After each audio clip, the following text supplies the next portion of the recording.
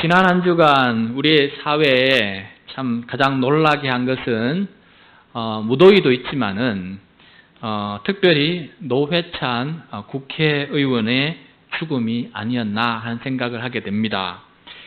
수십억, 수백억, 수천억, 수조 원을 불법으로 소유한 사람들도 거짓말하면서 오히려 떵떵거리며 살아가고 있는데 4천만 원을 거짓말하지 못해서 양심 고백하고 괴로워서 자신의 목숨을 끊으니 백성들이 그를 더 안쓰러워하고 아쉬워하고 있는 것 같습니다. 전국에 7만 명이 넘는 사람들이 조문을 하였다고 합니다.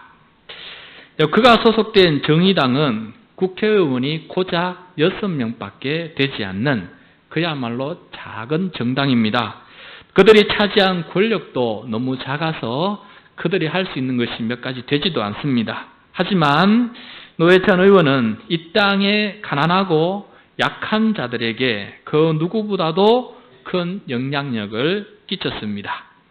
그래서 빈소에는 특히 사회적 약자들이 많이 찾았다고 합니다. 휠체어를 타고 먼 길을 달려온 장애인들도 많았고 굽은 몸을 이끌고 찾아온 노인들도 참 많았으며 비정규직 노동자들도 참 많았다고 합니다. 또한 그를 조문하는 길에는 좌우와 보수 진보의 구분이 없었습니다. 진보 정당에 몸담았지만은 정반대 쪽에 섰던 보수 인사들이 적잖이 빈소를 찾았다고 합니다. 그래서 누군가가 말했습니다. 노회찬 의원이 설득하려고 했던 대상은 적이 아니라 국민이었다라고 말입니다.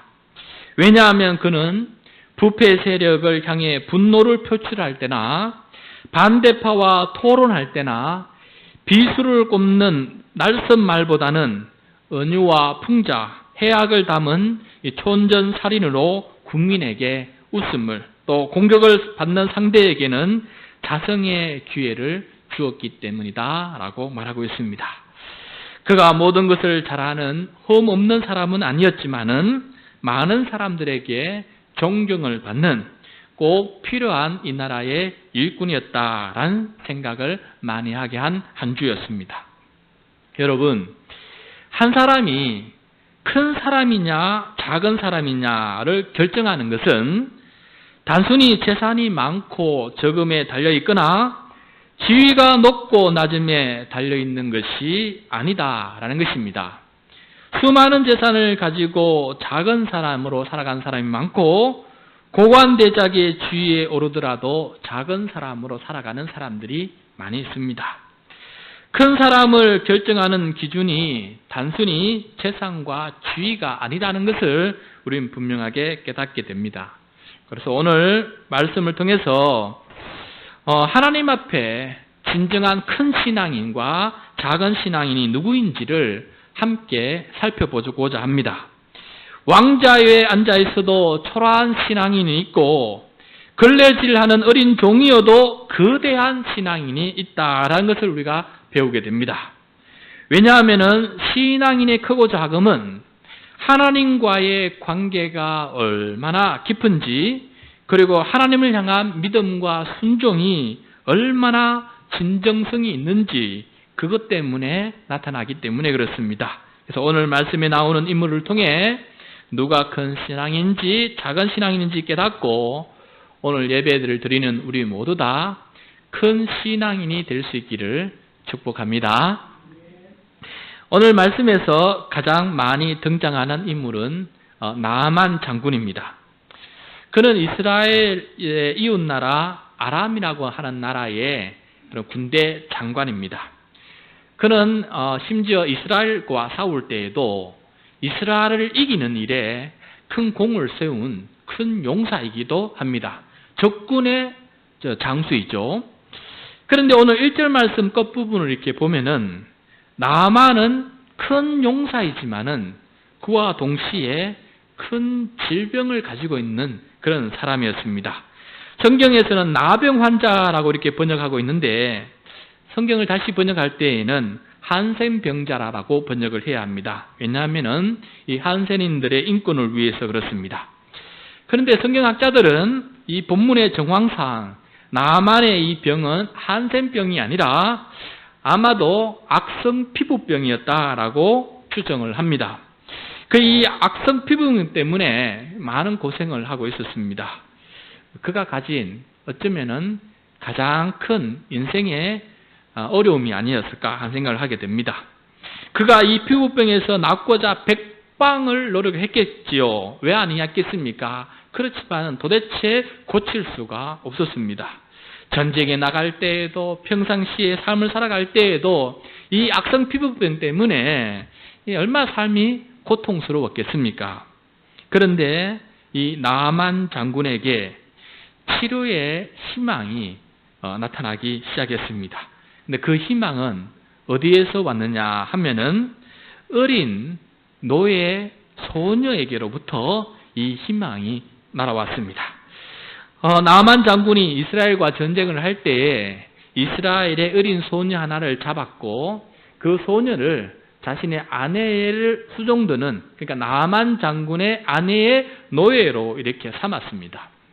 근데 하루는 이 어린 소녀 노예가 나만 장군의 아내에게 이런 고백을 하게 됩니다. 우리 3절 말씀 같이 읽겠습니다. 3절 시작.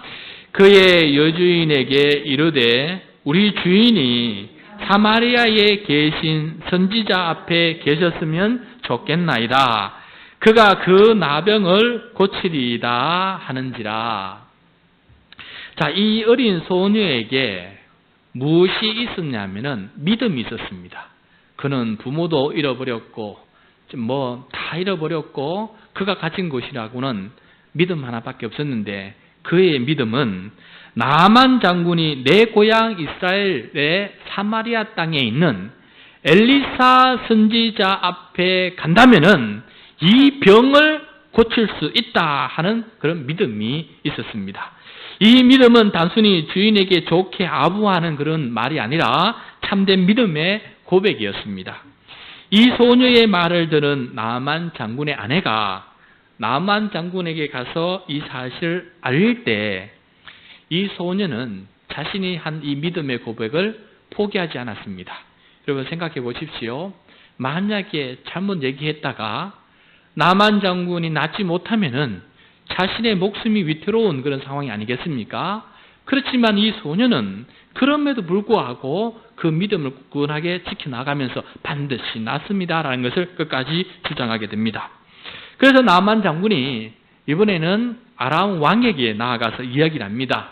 내가 나한테 이스라엘 소녀 노예 종이 있는데 그가 이스라엘의 선지자가 있는데 그에게 가면 반드시 낫는다고 얘기를 하니까 왕이시여 제가 그 이스라엘에게 가서 그 엘리사 선지자에게 치료를 받을 수 있도록 도와주십시오. 허락해 주십시오. 라고 얘기를 했더니 이 아람 왕이 허락을 하게 되는 것입니다. 허락할 뿐만 아니라 이렇게 얘기를 합니다. 그에게 찾아가서 큰 것으로 주고 그 고침을 받도록 도와주는 그 역할을 감당하게 됩니다. 비록 어린 소녀 종이지만은 그 나라의 최고 장군에게 또 그 나라의 왕에게 자신의 목숨을 걸고 하나님을 향한 믿음을 증언한 이 모습 속에서 믿음이 큰 사람이 누구인지, 하나님 앞에 큰 사람이 누구인지를 다시금 깨닫게 됩니다. 여러분, 이 말씀에서 하나님 앞에 큰 신앙인은 누구입니까? 나만 장군입니까? 아람 왕입니까? 그렇지 않습니다.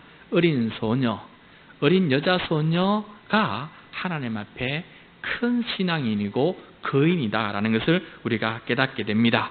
그 여인 때문에, 그 소녀 때문에 이 나만 장군이 노임을 받을 수 있는, 고침을 받을 수 있는 하나님의 큰 역사 속에 동참하게 되는 것입니다. 사랑하는 성도 여러분, 우리는 어린 소녀와 같이 연약한 그런 사람들입니다. 그러나 우리는 위대하신 하나님을 믿고 있습니다. 위대하신 하나님의 능력을 믿을 때 연약한 나라부터 큰 믿음의 역사가 일어나게 됩니다. 하나님의 역사가 우리의 믿음 때문에 우리 앞에서 펼쳐지게 될 것입니다. 예수님은 우리에게 겨자씨만한 믿음만 있더라도 큰 산을 옮길 수 있다라고 우리에게 말씀해 주셨습니다. 여기서 겨자씨 믿음이라는 것은 연약한 자기 자신을 믿는 믿음이 아니라 천지를 지으신 하나님을 믿는 믿음이 바로 겨자씨 믿음입니다.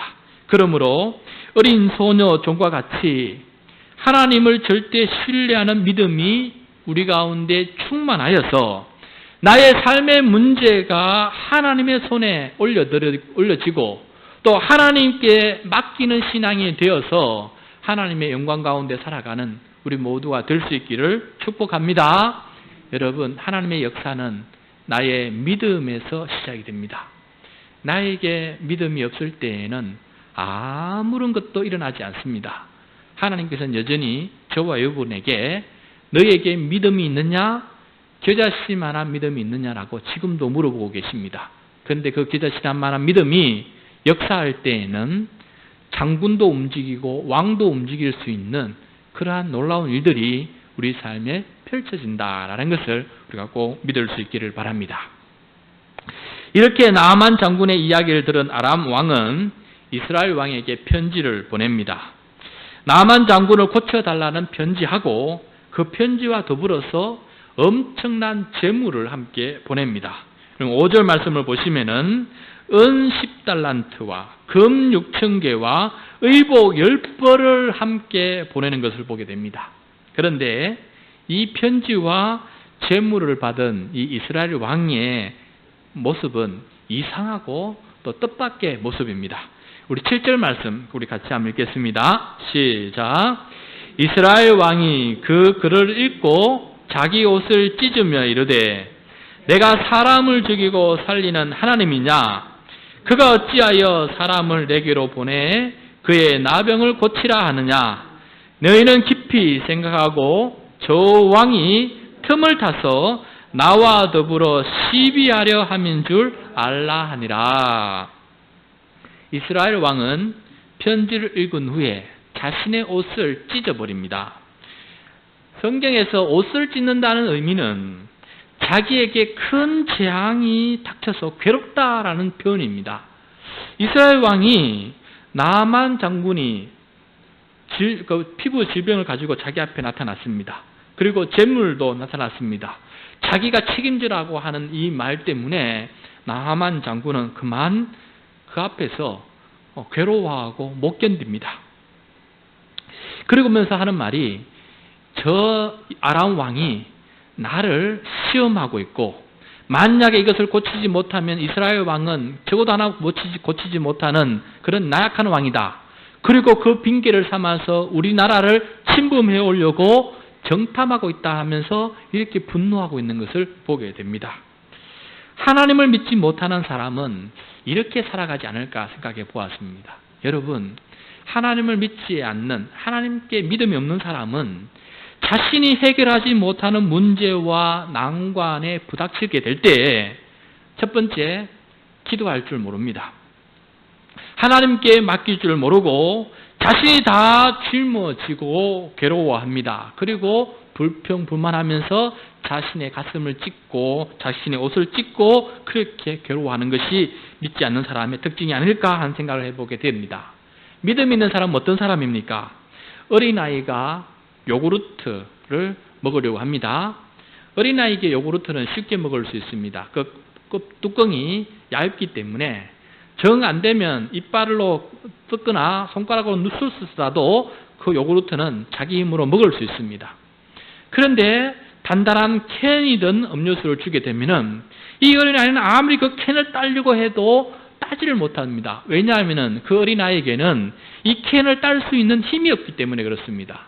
그러면 이 아이에게는 이 아이가 어떻게 해야 이것을 먹을 수 있습니까?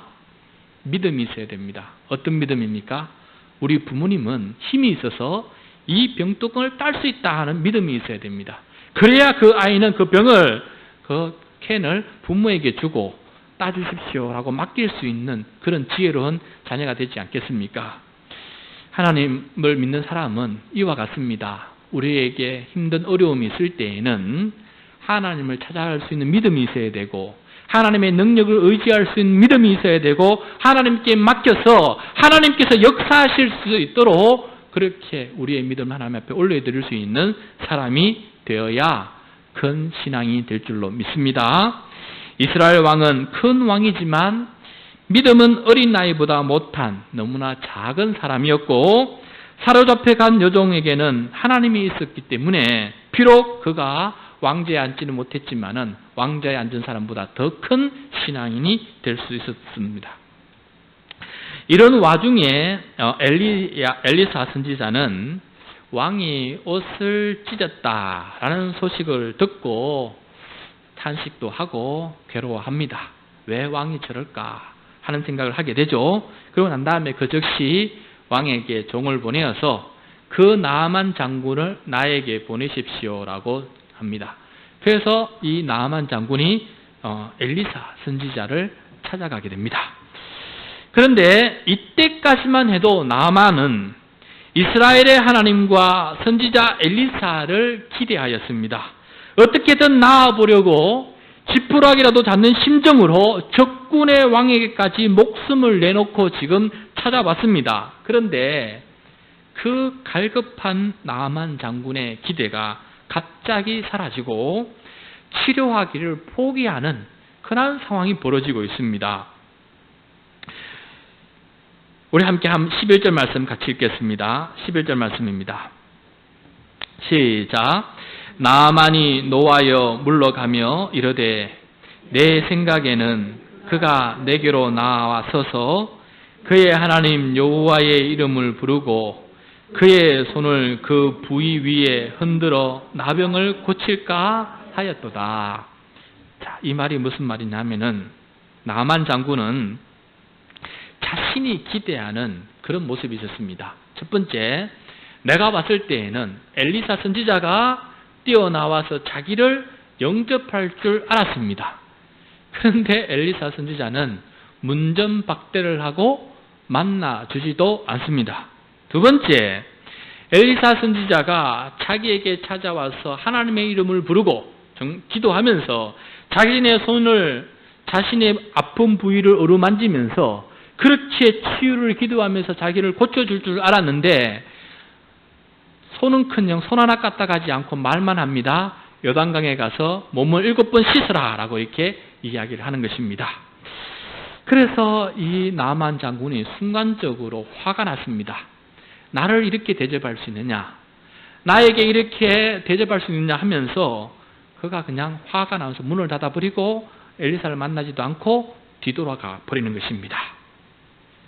이스라엘 왕은 하나님을 믿는 믿음 자체가 없었더라면은 지금 이 나아만 장군에게는 하나님께서 자신이 원하는 대로 응답해 주지 않는다고 불평하는 마음으로 지금 가득 차 있습니다. 믿음이 아니라 지금 불평하는 마음으로 가득 차 있다는 것이죠. 자신이 생각했던 대로 엘리사가 치료해 주지 않는 것입니다. 이것은 나아만의 교만입니다. 내가 원하는 대로 응답해 주지 않으면 내가 고침을 받을 수 없다고, 하나님은 능력이 없다고 생각하는 무지가 지금 나아만의 머릿속에 가득 넘치는 것입니다. 내가 이렇게 제물을 드리고 이렇게 먼 길을 찾아왔는데 그렇다면 이렇게 응답해 주는 것이 하나님이 되어야 된다라고 고집을 부리고 있습니다. 하나님의 능력을 돈으로 거래하고 있고 하나님을 자신의 종으로 부리려고 하고 있습니다. 그래서 내가 원하는 대로 응답해 주지 않으면 하나님을 저버리는 그런 모습을 우리들에게 보여주고 있습니다. 여러분, 이것이 오늘날 많은 사람들이 하나님께 기도하지 않고 또 하나님을 떠나는 이유가 아닐까 생각을 해보았습니다. 하나님보다 자신이 더 똑똑하다고 생각을 하고 있는 사람들이 얼마나 많이 있는지 모릅니다. 교만이 하늘을 치솟아 있고 그 교만의 바벨탑이 하늘 끝까지 올라가고 있는 것을 보게 됩니다. 자신이 모든 것을 처방하고 하나님께서는 이렇게 역사의 하나님이시고 이렇게 응답하지 않으시면 하나님은 무능한 사람이고 그러면서 이렇게 하지 않는 하나님을 원망하고 불평하고 그 하나님을 떠나가는 사람이 참 많이 있다라는 것입니다. 이것이 바로 오늘날 이 시대의 믿음의 사람들의 그런 모습이 아닐까 하는 생각을 해보게 됩니다. 나만 장군은 시작은 잘 하였지만은 마무리는 자기 고집 때문에, 교만 때문에 모든 것이 무너지고 마는 것을 보게 됩니다. 이제 돌아가면, 나만 장군이 이제 돌아가면은 이스라엘과 아람의 관계는 더 악화될 것이 눈에 뻔합니다. 이제 나만 장군이 집에 돌아가면은 이것을 권유한 이 이스라엘의 어린 소녀 종의 목숨이 위태롭다는 것도 뻔합니다. 나만 장군은 이제 계속해서 질병을 낫지 못하고 그 질병을 가지고 계속해서 살아가야 한다는 것도 눈에 선합니다. 이런 위기를 새로운 믿음의 기회로 역전시키는 사람이 등장하고 있습니다. 이번에도 나만 장군의 종입니다. 우리 13절 말씀을 보시면은 믿음과 지혜 그리고 겸손과 설득력이 있는 그런 종의 모습을 보게 됩니다. 분노하고 돌아가는 이 나만 장군을 멈춰서게 한 사람은 이 종이었고, 장군이 자신의 뜻을 내려놓고 하나님의 뜻을 받아들이도록 지혜롭게 설득한 사람도 바로 이 종이었습니다. 이 종이 이렇게 말합니다. 엘리사 선지자가 만약에 엄청나게 어려운 일을 시켰다고 생각해 보십시오. 당신이 낫기 위해서 무엇이든지 어떤 어려운 일이 시켰든지 그것을 따르려고 했지 않았겠습니까? 그런데 고작 요단강에 가서 몸을 한번 7번 씻으라고 하는데 이 더운 날씨에 물 한번 7번 씻는 게 뭐 그렇게 힘듭니까? 이것조차도 못한단 말입니까? 라고 이렇게 종이 말을 하니까 나만 장군이 정신이 버떡 들었습니다. 아, 그렇구나. 자신의 교만과 자신의 고집을 다시 한번 보게 됩니다. 그리고 난 다음에 나만 장군은 이렇게 말을 합니다. 14절 말씀 같이 읽겠습니다. 시작. 나만이 이에 내려가서 하나님의 사람의 말대로 요단강에 7번 몸을 잠그니 그의 살이 어린아이의 살같이 회복되어 깨끗하게 되었더라. 아멘.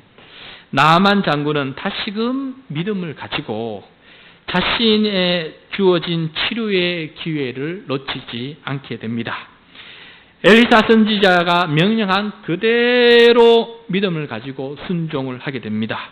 그랬더니 하나님의 능력의 놀라운 역사를 체험하게 되고 깨끗하게 회복하게 된 것입니다. 그리고 나만 장군은 이 이후로 인생이 완전히 달라지게 됩니다. 첫 번째, 그가 그렇게 불평했던 엘리사 선지자를 찾아가서 무릎을 꿇고 감사합니다라고 그렇게 감사의 표현합니다. 두 번째, 그 선지자 앞에서 신앙 고백을 합니다.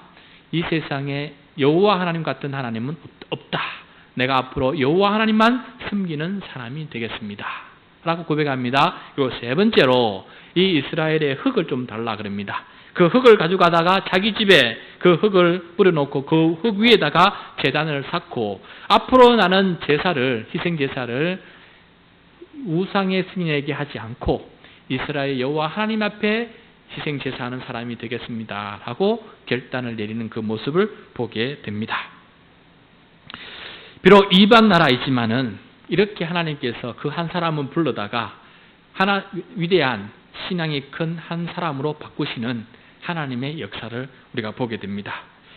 여러분, 오늘 말씀에서 우리가 눈여겨보아야 할 대상은 왕도 아니고 나만 장군도 아닙니다. 오늘 나만의 치유의 이 이야기를 움직이는 장본인은 바로 종입니다. 종. 이 이야기의 주인공은 종이라는 것입니다. 어린 소녀 종과 나만 장군 곁에 있었던 남자 종입니다. 역사를 움직이는 것은 왕좌에 앉은 왕도 아니고 군마에 앉은 장군도 아닙니다. 나만의 치유를 시작하게 한 것도 종의 믿음이었고 나만의 치유를 왕성한 것도 종의 믿음이었다는 것을 보게 됩니다. 그래서 오늘 말씀에서 하나님 앞에 진정으로 큰 신앙인은 바로 연약하고 낮은 종들이었다는 것을 오늘 우리가 깨닫게 됩니다. 종들은 하나님을 믿는 믿음이 컸고 하나님의 방식을 인정하는 겸손이 컸으며 그래서 결국에는 하나님의 크신 역사에 동참할 수 있는 사람이 되었던 것입니다. 말씀을 마치겠습니다. 누구나 큰 사람이 되고 싶고 또 큰 삶을 살아가고 싶어 합니다. 하지만 사람의 크고 작음을 결정하는 것은 지위나 권력이나 재산이나 지식이 아니다라는 것을 오늘 말씀을 통해서 배우게 됩니다. 크신 하나님께 대한 믿음의 크고 작음이 우리가 하나님 앞에 큰 신앙인지 작은 신앙인지를 깨닫게 됩니다. 하나님을 크게 여기는 자는 큰 신앙이 될 수 있습니다. 왜냐하면 하나님께서 크신 역사에 그를 동참시켜 주시기 때문입니다. 그러므로 오늘 예배드리는 우리 사랑하는 준비된 교회 성도 여러분, 하나님을 믿는 사람이 되시기를 바랍니다. 그리고 하나님께 큰 능력이 있다는 것을 인정하는 분이 되시기를 바랍니다. 그리고 내 원대로 모든 것이 이루어지기를 고집부르지 말고 하나님께서 나보다 더 큰 지혜가 있다는 것을 믿고 하나님께서 말씀하신 대로 움직일 수 있는 그 믿음의 사람이 될 수 있기를 바랍니다. 자존심을 내려놓고 고집을 내려놓고 하나님 앞에 진실한 마음으로 살아간다면 반드시 하나님께서는 우리 가운데 위대한 역사를 이룰 줄로 믿습니다.